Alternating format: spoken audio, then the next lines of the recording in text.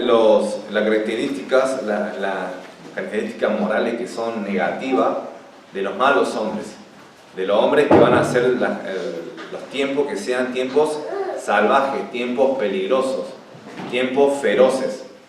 Y lo que dice en 2 Timoteo capítulo 3, verso 12, el que estamos viendo, que son soberbios. Y hoy vamos a ver la soberbia en los malos hombres, sobre todo aquellos que están en liderazgo, aquellas que están en posiciones de, como quien diría, tienen una posición dentro de la iglesia.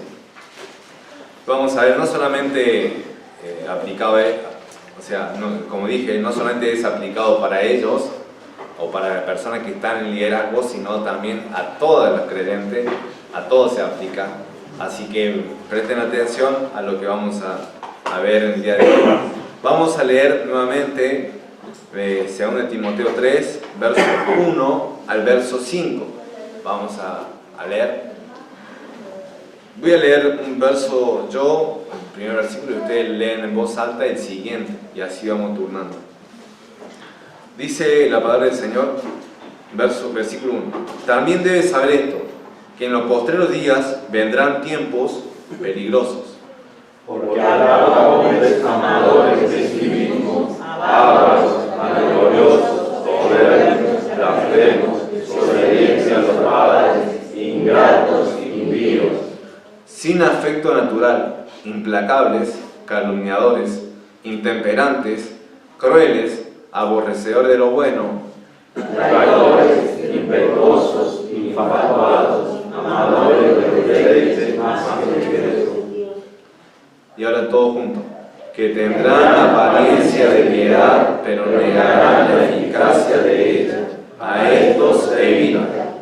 Vamos a orar. Padre, gracias por este tiempo que nos das de poder reunirnos, de poder escuchar testimonio, cantar alabanza.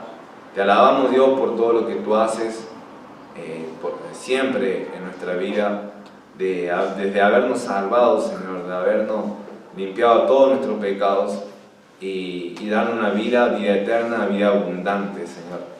Te pido, Dios, que tú estés obrando en este tiempo de la predicación, que pueda las personas escuchar tu palabra, puedan abrir su mente, Señor, que tú abras sus corazones para que, así como lo abriste el de Lidia, que era vendedora de púrpura, que tú le abriste sus corazones para que recibiese el Evangelio, que así haga hoy, Señor, que abra los corazones endurecidos, que aquellos que no te conocen o que piensan que te conocen, que están autoengañados, pero realmente no te conocen, Señor, que demuestren por las obras a partir del día de hoy que realmente te conocen, Señor, y que tú estés también trabajando en los corazones de aquellos que ya son salvos, aquellos que ya son creyentes, aquellos que ya son hijos tuyos, en poder obedecerte, Padre, que no solamente sean oidores, sino también hacedores de tu palabra.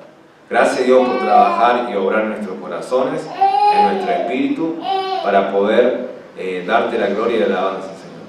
Y que tú estés guiando desde este tiempo para la gloria y la alabanza de tu nombre, porque eso trata esta reunión, este culto y esta iglesia. En el nombre de Jesús, amén.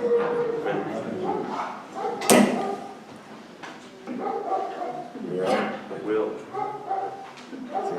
Se rompió uno.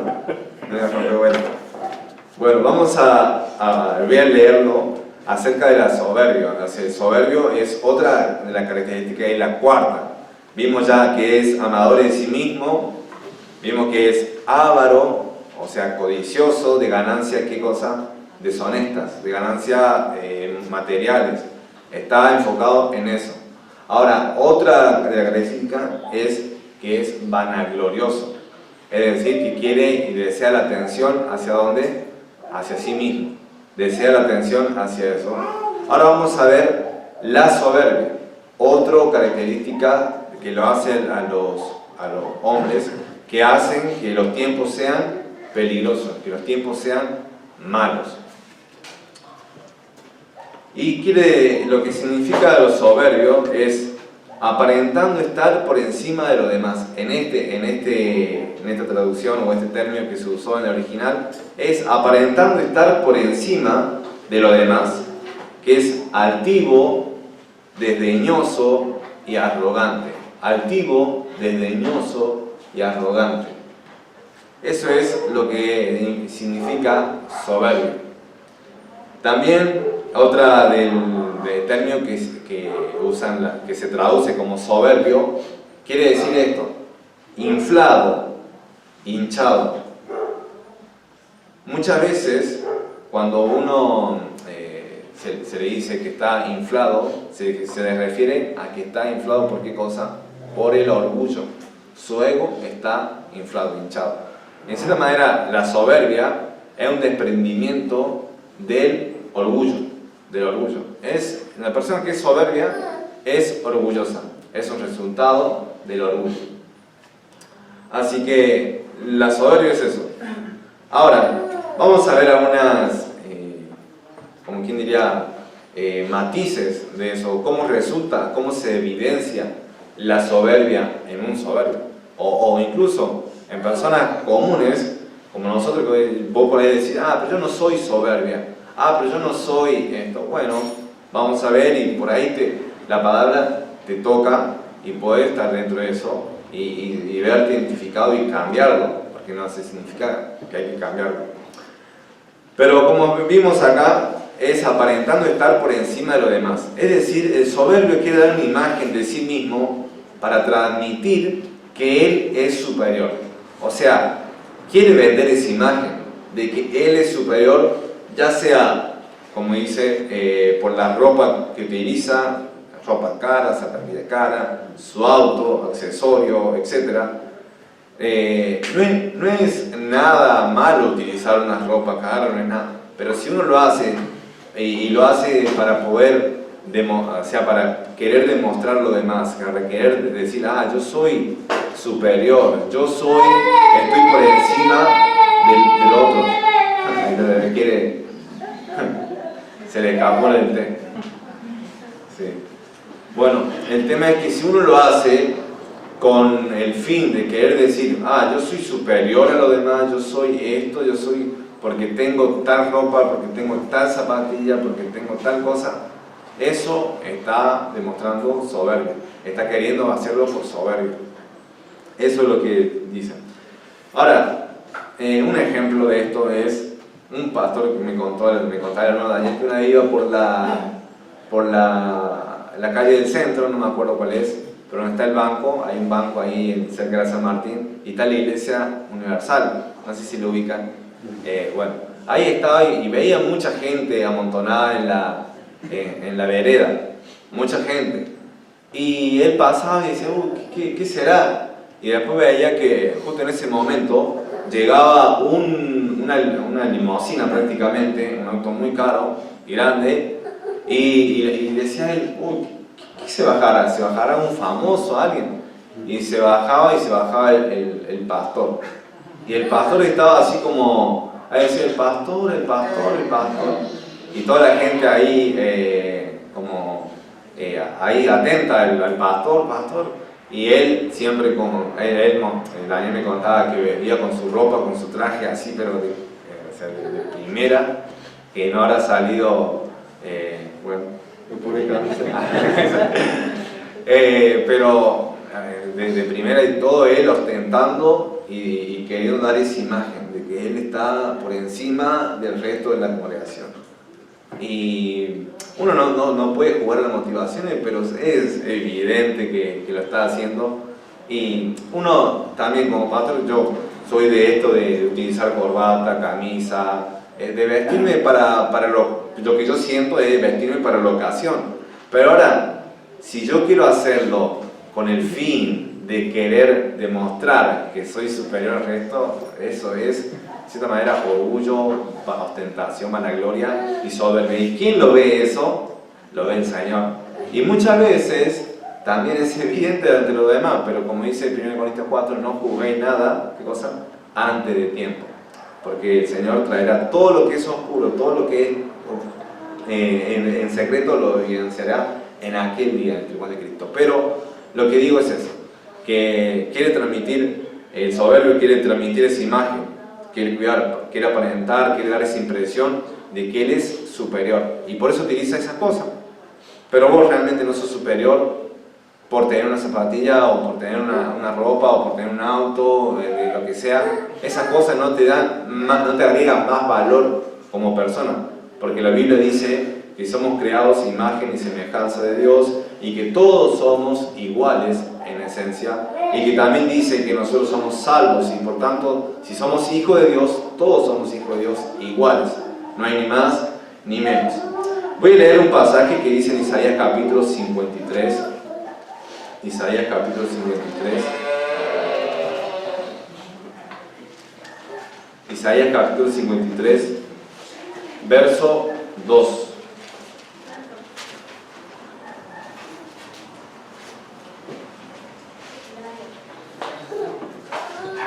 Isaías capítulo 53, verso 2. Esto hablando acerca de quién? Acerca de Jesús, porque el Mesías, que ya estaba profetizado. Isaías 53, versos 1 y 2. Dice esto: ¿Quién ha creído en nuestro anuncio y sobre quién se ha manifestado el brazo de Jehová? Subirá cual renuevo delante de él, y como raíz de tierra seca, no hay sin atractivo para que le deseemos. No hay parecer en él ni hermosura. Perdón, me olvidé de decir. No hay parecer en él ni hermosura. Le veremos, mas sin atractivo para que le deseemos. O sea, Jesús cuando vino, no vino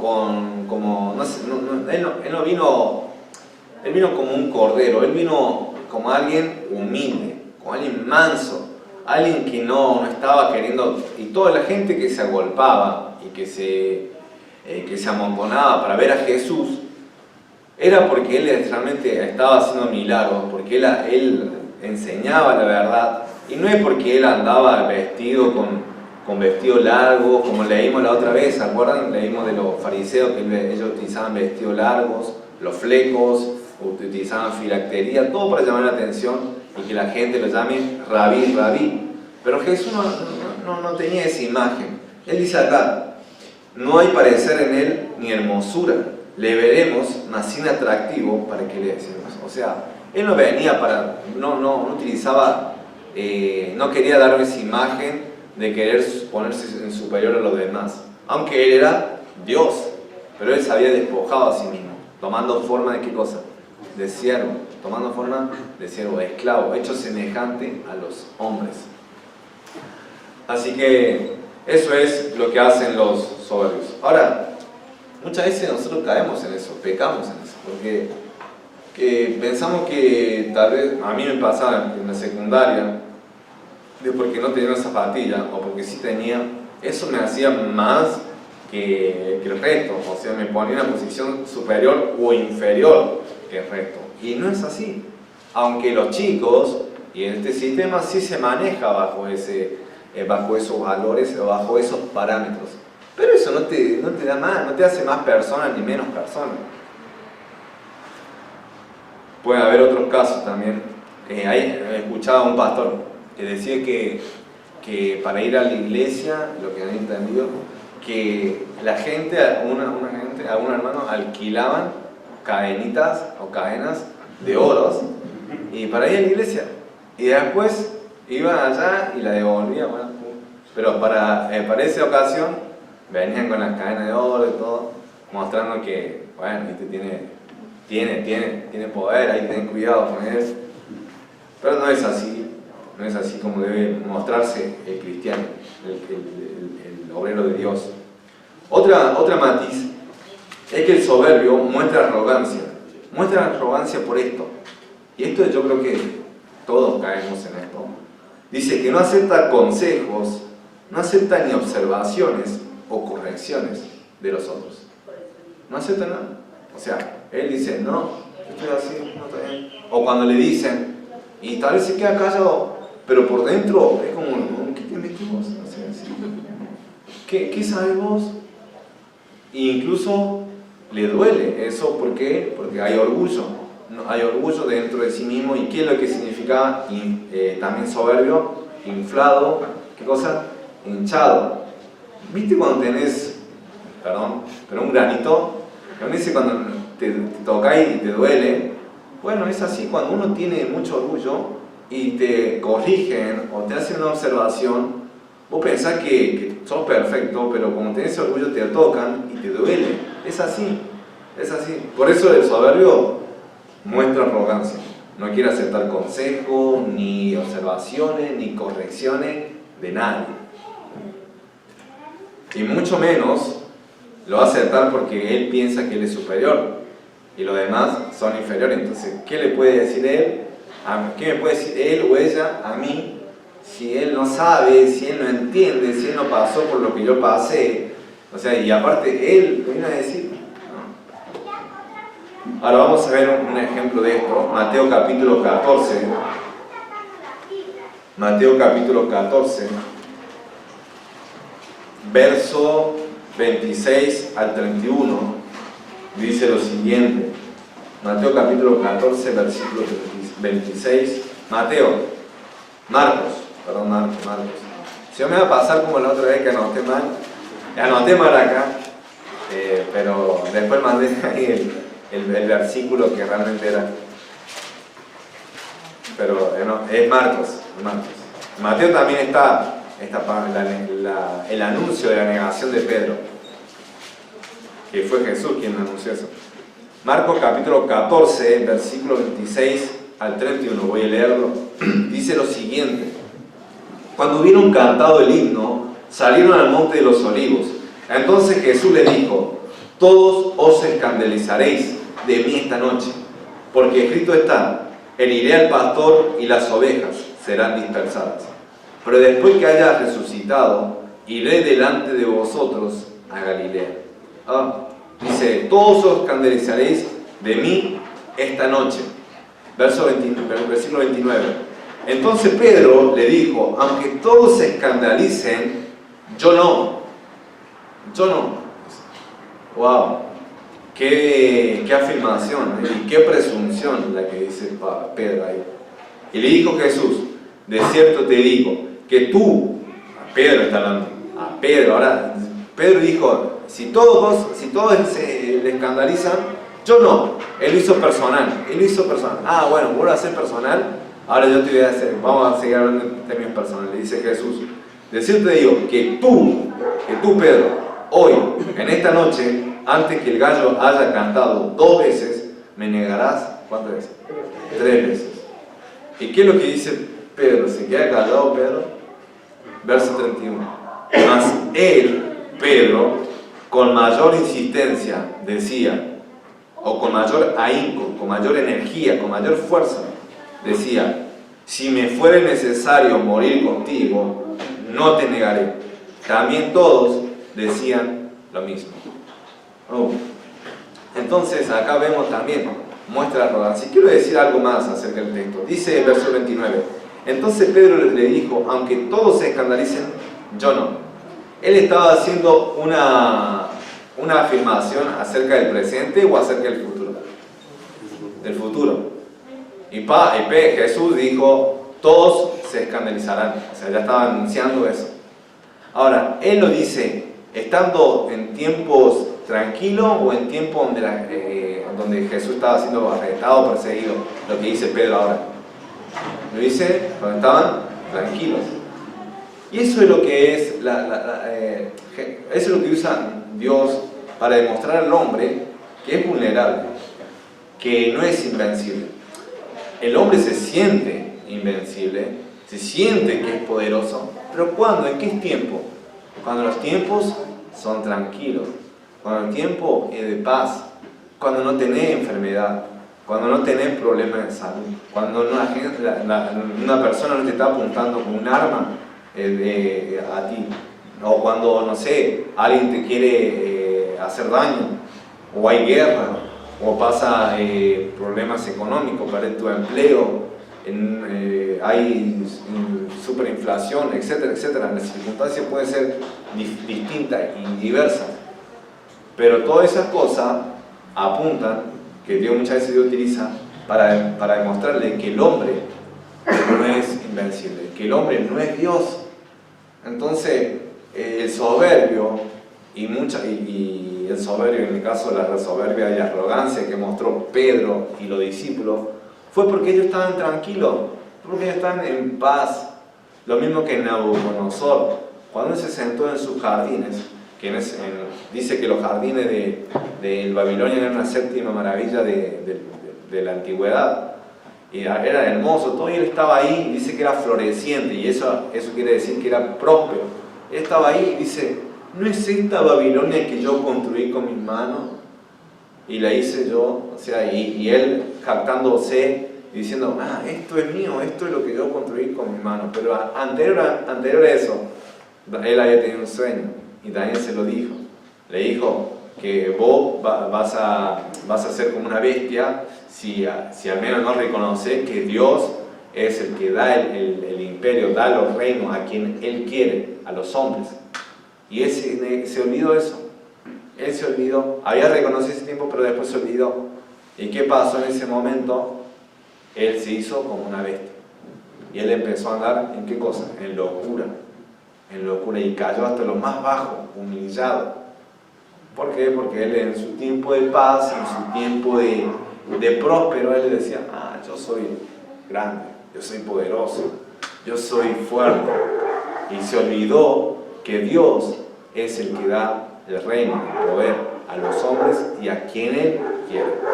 Entonces, ahora vos estás tranquilo, puede ser que estés tranquilo ahora, y tal vez vos decís, yo no voy a negar a Jesús, yo no voy a pecar, yo no voy a hacer esto, yo no voy a hacer aquello.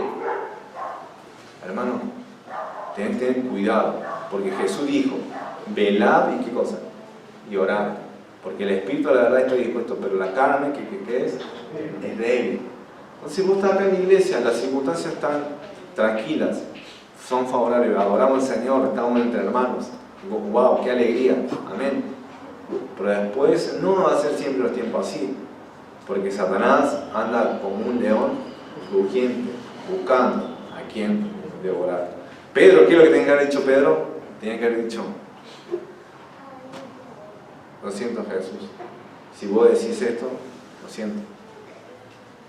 Perdón, o sea, tenían que haber humillado, se tenían que haber humillado delante de Él y haber reconocido, si vos lo decís Jesús, está bien, yo no puedo decir nada, si vos estás diciendo eso, vos sos Dios, yo no puedo decir nada. No tenía que haber dicho, yo soy esto, yo soy aquello, no. Él dijo, si me fuera necesario morir contigo, no te negaré. Unos versos más adelante, él lo negó 3 veces. Y aún, ¿qué hizo? Maldijo, ¿no? Maldijo. Él maldijo. Él dijo blasfemia. Él injurió. Entonces, Dios realmente le mostró. ¿Por qué? Porque él estaba en aprietos. Él estaba en aprietos. Vos fuiste el que estaba con Jesús. Y él dijo, no. Y después el orgullo de Pedro, la soberbia de Pedro, la arrogancia de él, fue destruida. Y por esa razón, Jesús cuando lo va a buscar, busca un Pedro ya totalmente distinto. Tú sabes todo, Jesús. Tú sabes que te amo. ¿Y cuántas veces lo dijo? 3 veces. Lo restituyó. Pero ya era otro Pedro, más humilde. No era un soberbio o arrogante. Ahora, quiero aclarar algo. Que Pedro no lo hacía porque estaba mintiendo. Pedro lo decía de manera sincera, no lo decía realmente, lo decía de manera sincera. Y creo que todos somos sinceros a la hora de seguir al Señor. O puede haber hipocresía, también puede ser. Dios ve eso. Pero lo que quiero decir es esto, que nosotros no debemos confiar en nosotros mismos, no debemos confiar en nuestra propia fuerza. Porque cuando nosotros confiamos en nuestra propia fuerza, en decir, yo voy a vencer este pecado, yo voy a salir adelante con esto, yo solo, yo esto, ¿qué va a pasar? Ahí es cuando viene la caída. Antes de la caída, antes de lo que precede la caída, es la altivez de espíritu. Eso es lo que dice el Proverbio 16. Antes de que venga la caída, ¿qué es lo que le precede? La altivez de espíritu. Yo voy a leer lo que dice acerca de un predicador famoso en los años 80 y también 90 al principio, pero él ya cayó en pecado en esa ocasión. Pero dice esto, de Jimmy Savile. Si ustedes buscan ahí en YouTube Jimmy Savile, ahí le aparece. Dice, pero Jimmy Savile se creía intocable. Era la figura religiosa más relevante del país. Miles de seguidores lo veneraban en sus apariciones públicas y varios millones más escuchaban atentamente cada una de las palabras que pronunciaba en la pequeña pantalla, dispuesto a seguir sus enseñanzas a pies juntillas. La creencia en su propia invulnerabilidad es lo único que podría explicar el por qué, en mitad de semejante vorágine de escándalos, actuó como lo hizo, habiendo sido uno de los más elocuentes acusadores en el juicio público que había terminado con el prestigio eclesiástico de su colega. Es decir, anterior a eso, había como una disputa entre otros predicadores que eran famosos. Y los otros fueron cayendo, y él estaba ahí como, todavía no, él estaba puro, limpio, y él acusaba, él estaba señalando, él era uno de los que estaba, como quien diría, siendo duro con sus colegas, poniendo una vara muy alta. Dice, quizás llegó a pensar que él mismo se había convertido en un juez no sometido a escrutinio. Sea como fuere, se equivocó. Sí estaba sometido a escrutinio. No podía hacer lo que viniese en gana. Le estarían vigilando. Dentro de la congregación habían circulado rumores sobre supuestas correrías extramaritales de sábado, pero nunca habían pasado de ser exactamente eso, habladurías. Nadie se había molestado en averiguar si era cierto, y aquel rumor nunca había trascendido de unos círculos reducidos, donde apenas se mencionaba. Sin embargo, para desgracia de Savile, el defenestrado Marvin Gorman había estado en esos círculos reducidos, es decir, una de las personas que habían caído antes en el pecado, y ahora estaba ahí. Deseoso de venganza, Gorman organizó un dispositivo de vigilancia para averiguar si había algo de cierto en torno a aquellos trapos sucios, si había manchas en la vida privada del intocable e inmaculado Jimmy Savile, si en aquella habladuría eran reales, ya que Gorman había caído en fango, estaba dispuesto a arrastrar a Savile con él, y pronto obtuvo lo que necesitaba. Mediante una estrecha vigilancia, pudo fotografiar a Savile entrando y saliendo de la habitación de un motel en donde había citado a una prostituta local de poca monta, llamado Debra Muffet. Mientras Savile pasaba el rato con la mujer, Marvin Gorman y algunos cómplices pincharon las ruedas de su automóvil. Así consiguieron retratarlo con más tranquilidad a la salida del encuentro. Es decir, cuando sale, ve todo que está pinchado y ahí lo fotografiaron, lo vieron. Quizá Jimmy Savile ha intentado vivir toda su vida pensando que no era humano, y he pensado que junto al Señor, esto hablando de él, hablando en primera persona, Savile, yo era omnipotente y omnisciente, que no había nada que yo no pudiera hacer. Y creo que esta es la razón, junto a mi limitado conocimiento, de que no encontrase la victoria que estaba buscando, porque no busqué la ayuda de mis hermanos y mis hermanas en el Señor. Y es así, Jimmy Savile cayó porque se creyó que era invencible, creyó que era poderoso, creyó que él, por sí solo, él era el ungido, era el llamado, el elegido de esto, y se hizo toda una imagen inflada, hinchada, pero después el pecado lo bajó. ¿Por qué es eso? Porque se creía que sin Dios él podía tener su ministerio y su vida cristiana, así de ser el pastor, el llamado.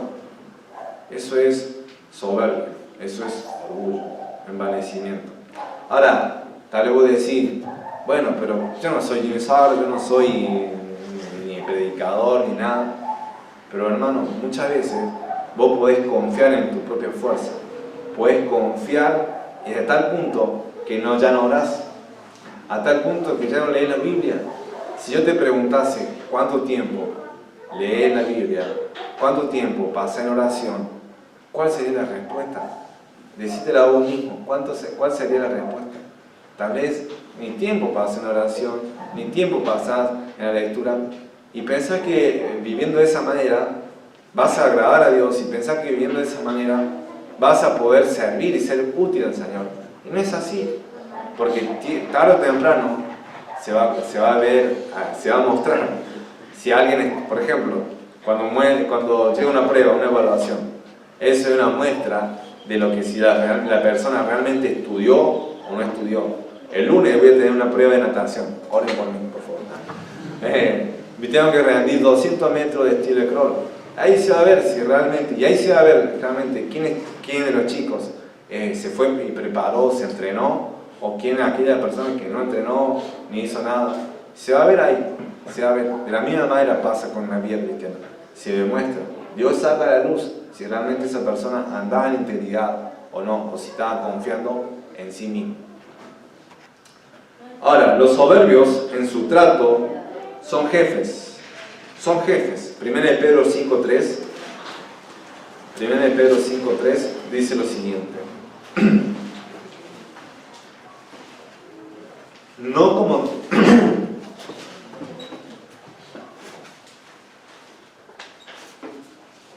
1 Pedro capítulo 5, versículo 3. Dice lo siguiente. No como teniendo... Está hablando de los pastores. Voy a leer el versículo 2 así se entiende mejor. Apacentad la grey de Dios que está entre vosotros, cuidando de ella, no por fuerza, sino voluntariamente, no por ganancias deshonestas, sino con ánimo pronto. Versículo 3.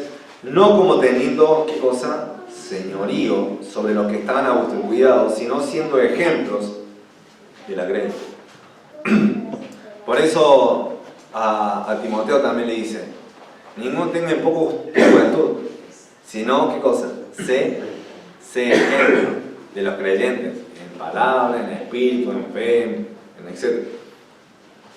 Entonces, realmente los soberbios se creen jefes, o sea, y actúan como tal, y se quieren señorear de la congregación, a querer mandar, quererte manipular, querer tener dominio sobre todo.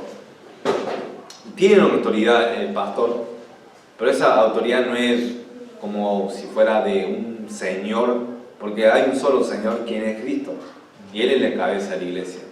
Tiene autoridad de parte del Señor porque Dios le ha dado eso y habla con la palabra y predica la palabra, y todo consejo que venga de la palabra debe ser tu amado. Y así como el pastor lo dice y exhorta y anima y corrige, también él debe ser exhortado y debe ser corregido. Debe ser así. Pero acá no como teniendo señorío.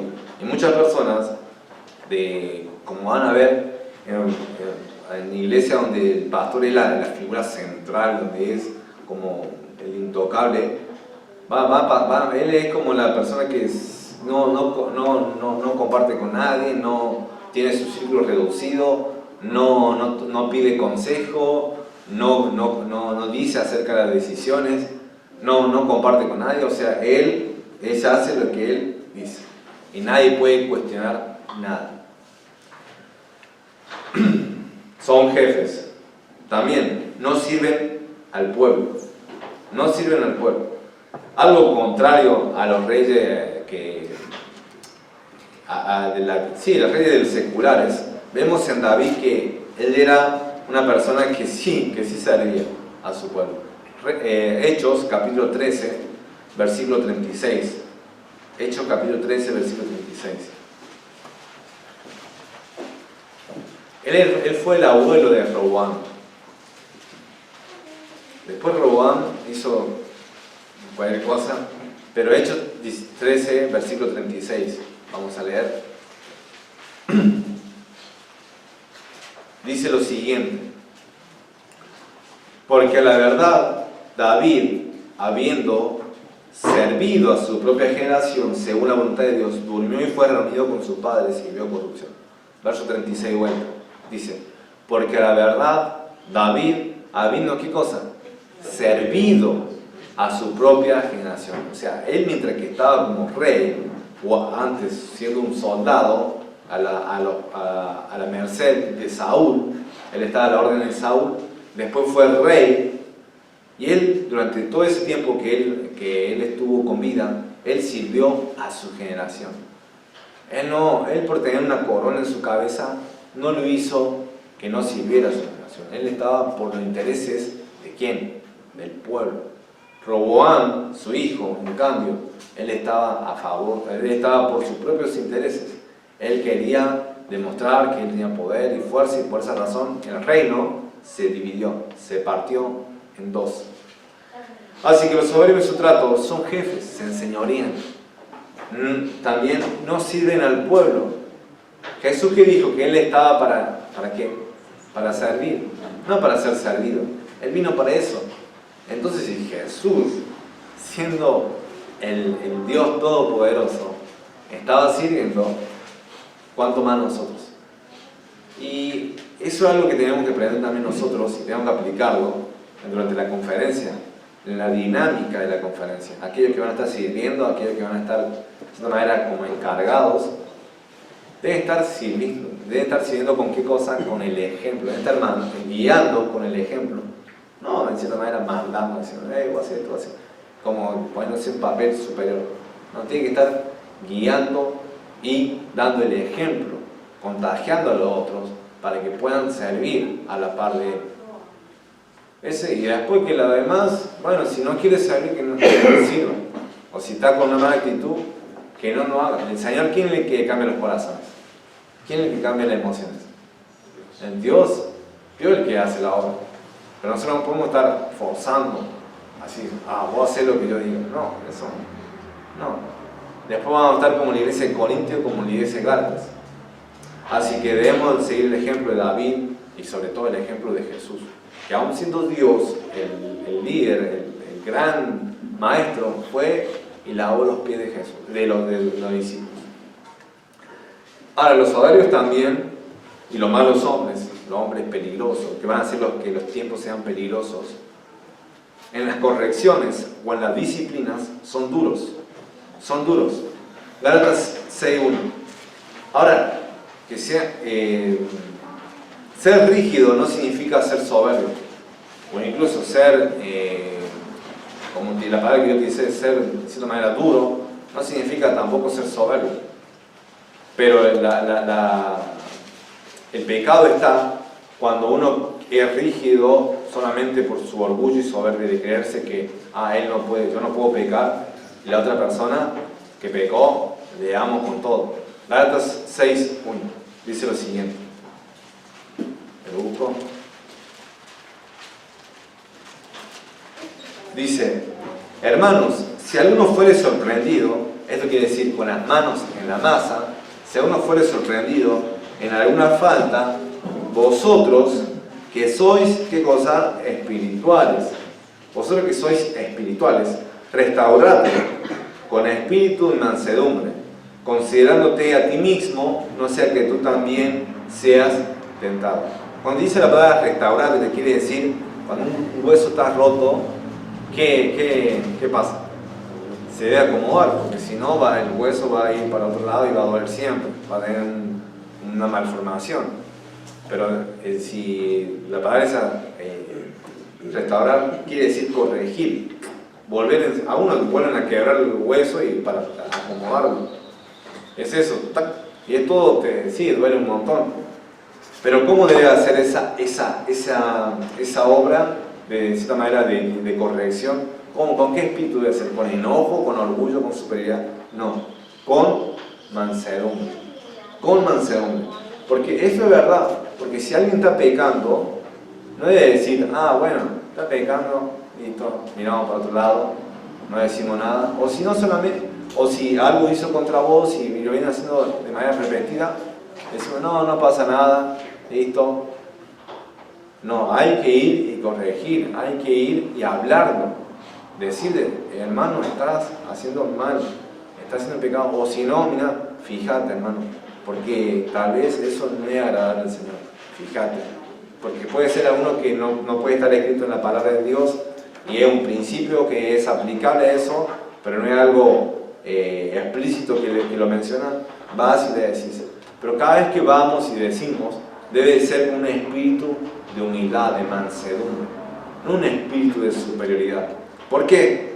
Considerándote a ti mismo, no seas que tú también seas tentado. ¿Qué le pasó a Jimmy Sauer? A lo demás, él estaba, porque había otros predicadores que eran muy famosos. Si ustedes investigan la historia, eran famosos. Jim Bakker, el otro, y el otro era Warman, algo así que leí.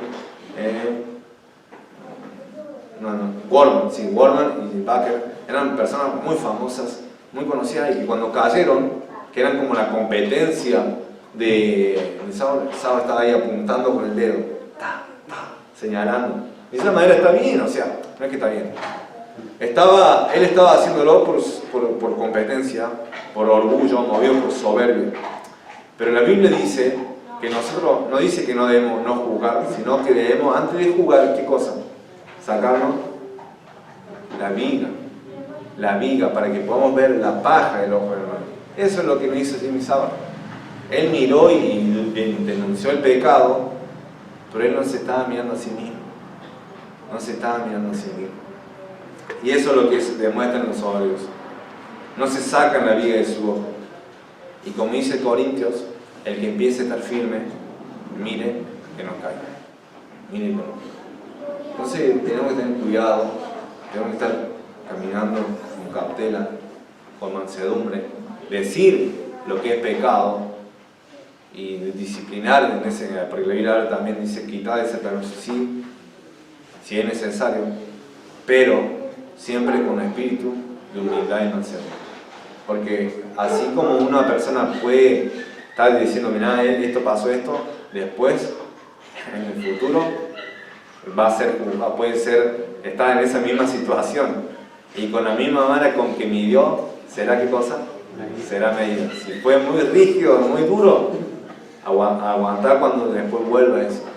Porque así vas a ser medido. No solamente en esta vida, sino también allá en el tribunal de Cristo.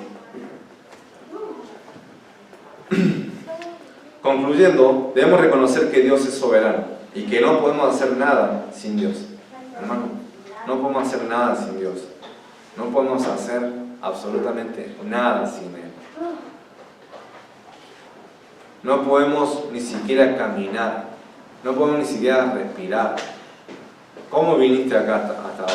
Manejando, andando en el colectivo, en auto, en el taxi, lo que sea. Vos no podías haber ni siquiera levantado de tu cama sin el poder y el consentimiento de Dios. Entonces, tenemos que nosotros humillarnos delante de Dios y reconocer ¿qué cosa? Que Él es soberano, que Él le da el poder a quien Él quiere, y que si a nosotros nos ha permitido levantar nuestra cama y venir hasta acá, no tenemos que pensar que es por nuestra espiritualidad, que es por nuestra fuerza, que es porque nosotros estamos nosotros queriendo ser más como Cristo y confiando nosotros en nuestra propia fuerza. No, si nosotros estamos acá es por la gracia de Dios, es porque Dios ha obrado en tu corazón y ha derrumbado fortalezas, muros que te impedían llegar a Él, y te ha dado el poder para poder obedecerlo y venir hasta acá. No podemos hacer nada sin Él. Y si no podemos hacer nada sin Él, y la Biblia dice que la oración es el lugar, o sea, es el medio por el cual nosotros obtenemos el poder para obedecerle, ¿por qué no pasamos tiempo en oración? ¿Por qué no pasamos tiempo velando? ¿Por qué no pasas tiempo leyendo su palabra? ¿Sabes por qué? Yo te digo por qué. Porque el orgullo está la soberbia, está el no creer en Dios, está en creer en otros medios. ¿Saben? O sea, cuando murió Lila, mi perrita, mi pobre perrita, creo que varios ya sabían, pero murió. Y la llevaban al veterinario. La llevaban al veterinario antes de que muriera. Y cuando la llevé al veterinario, no me dijo, mi hijo le iba a internar y esto y aquello, y no me dijo el precio. Y dije, bueno, está, supongo que no va a ser tan caro. Después de eso fui, me dice, no, la tenemos que derivar porque está muy mal, y la única forma que tal vez si te la salvan es llevándola allá a una clínica en Argüello. Y bueno, dijo, llévala allá. Y digo, bueno, la llevo. Digo, uy, pero ¿cuánto sale? O sea, sí, la llevamos, pero la quiero viva, tampoco me quiero dar todo y después... Bueno, la cuestión es que La llevamos y me dijeron un precio elevado. Yo, pobre Lila, pero yo quería hacerlo, pero también no sé si no quiero endeudarme, ¿viste? La cuestión es que me llamaron, pagué todo y después a las 2 horas me llaman que falleció. Bueno, y el tema es esto, que yo estaba como pensando, digo, en ese tiempo, y si el tratamiento seguía, porque los días podían, o sea, en 10 días podían salvarlo, pero todos esos 10 días van a ser días de internación. Estaba pensando yo, ¿a quién le puedo pedir plata? ¿A quién? Y después se me olvidó de que Jesús dijo, pedid y se dará, buscad y hallaré, llamad y se os abrirá. No es a una persona que tengo que pedirle a Dios. Y Dios puede proveerte de cualquier manera. Y Dios me proveyó. Y bueno, gracias a Dios no tengo deuda. Y estoy bien. Pero por el Lila sí. Pero bueno, hice todo lo que estaba a mi alcance para poder salvarlo. Pero el punto es eso. Que nosotros muchas veces estamos pensando en solucionar las cosas, los problemas, las cosas que suceden por nuestra propia fuerza y buscamos un medio. Y el último recurso es Dios. El último. Pero cuando en realidad debería ser lo contrario. Porque Dios es más poderoso que todas nuestras ideas, mucho más sabio que todas nuestras ideas y planes. Y Él es mucho más poderoso que cualquier persona y mucho más rico que cualquier persona, sin lugar a dudas. Entonces, tenemos que cambiar eso y tenemos que empezar a reconocer que nosotros somos así de pequeños y que Dios es así de grande, infinito. Y si hay alguien a quien debemos pedirle, es a Dios, no a los hombres. Y después lo demás, si buscamos de su reino, lo demás será, dice, añadido. Vamos a orar y terminar. Señor, gracias por poder abrir tu palabra.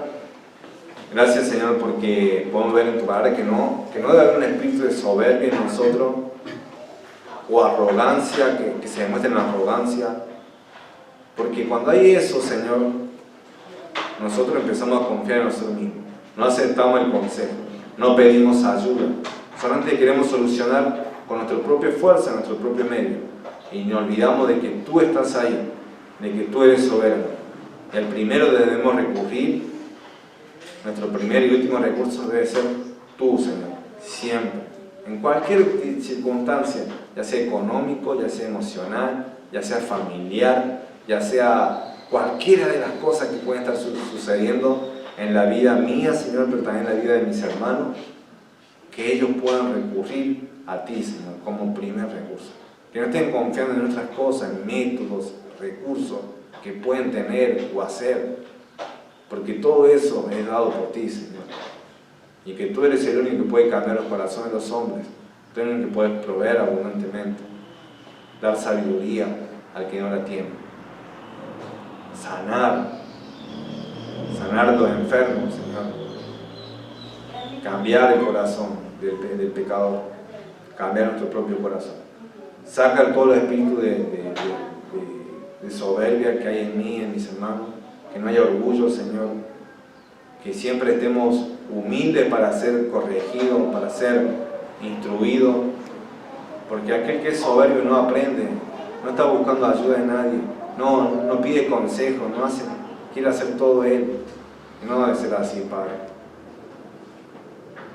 Ayuda a que esta iglesia también haya un espíritu de humildad y de servicio, no de soberbia. En el servicio que haya humildad, Padre, y que todos estemos sirviéndonos los unos a los otros. Te pido todo esto y te pido también, Señor, en el nombre de Jesús, que tú estés salvando a aquellas personas que todavía no te conocen, que todavía no se han arrepentido de sus pecados, que han escuchado el testimonio del hermano Daniel Agüero y que eso les sea de impacto, porque qué feo es que irse al infierno estando acá, habiendo venido a la iglesia y escuchando tantas veces el Evangelio, tantas veces, Padre, y entrando por un oído y saliendo por el otro. Obra en sus corazones, que crean, Señor, en tu nombre, que se arrepientan sinceramente de corazón y verán que su vida va a cambiar. que no solamente será religión, sino que será una relación íntima contigo, Padre, que cambiará su vida por completo. Te lo pido grandemente en eso. Gracias, Señor, por este tiempo, en el nombre de Jesús. Amén.